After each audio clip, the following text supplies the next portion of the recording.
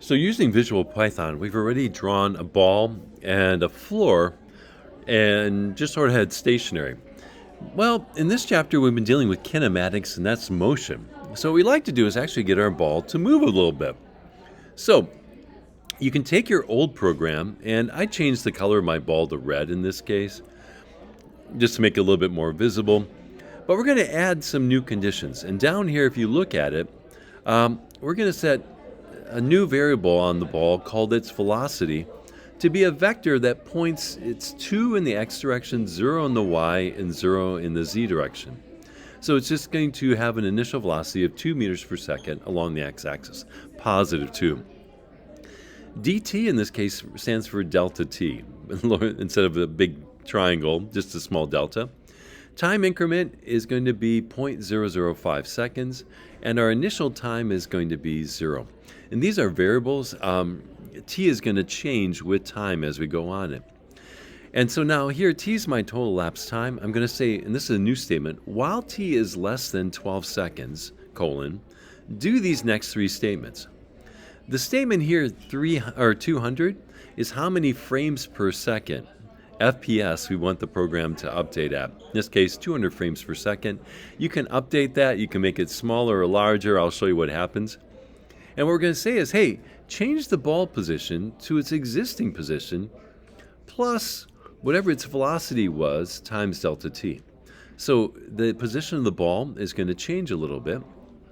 And then we're going to say, hey, let the total time equal the previous time plus whatever delta t was. And t is going to slowly increase until it gets to 12 seconds, at which point the program will stop. So if you now go ahead and put that code in, I actually have it preset here so you can sort of see it. We've got all this code, we've got this in here, and if you get this running, it should look something like this. The ball now should be moving across your floor. And again, you can make it other colors as well. My wood floor is kind of hidden here in the dark, but you can sort of see it. Good enough. Let me go back here. The next part of the code, we're going to actually, okay, we've done all that already. The next part is we actually want to make this more like our motion maps we've been doing. So we're going to modify the ball command. If you can see here, color red. We're going to add a couple of things here. Make underscore trail equals true. Trail underscore type equals points, comma, interval equals 100. And let's go ahead and do this next part as well too. We're going to add a velocity vector so it shows on there. So initial conditions, we're going to say ball stop velocity equals a vector. We've done that already, but here's the new statement. Attach underscore arrow to the ball, a velocity vector, scale of 2, shaft width of 0.2, color equals yellow. The rest of the lines stay the same. In the code, this is going to look like this. And again, I sort of updated it. The only changes we're making are right up here. So after you change the color, or you set your color, whatever you want it to, make underscore trail equals true, trail underscore type equals points, interval equals 100. And then down here in the initial conditions, we're going to attach an arrow, basically a velocity vector, to the ball. And the scale and the shaft width and the color are really up to you, but I recommend these to start with. This time when you run a program, you're going to get something like this. We have the velocity vector attached to the ball, and it's leaving little dots behind. This is sort of our motion map.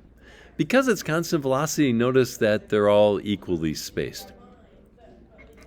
You're right. All right. Okay, got this. Not so bad.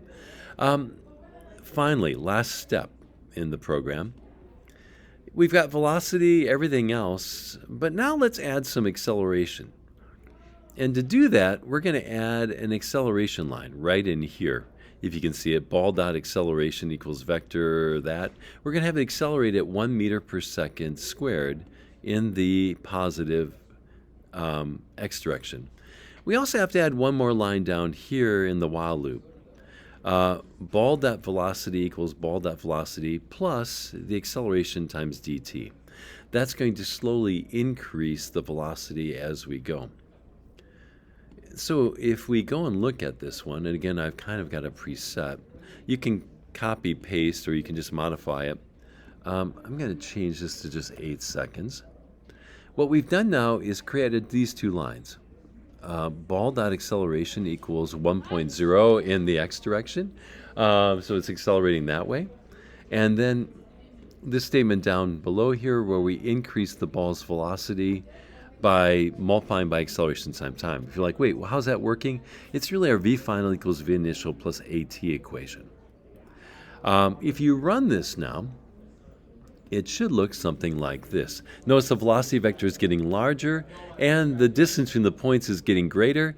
You might say, wait, is it getting smaller? The camera automatically is zooming out as we go, and it's going to stop after 8 seconds. You can zoom back in if you'd like just by moving your mouse or your cursor or finger dragging it if you'd like to get a little bit closer to it. I actually went too close.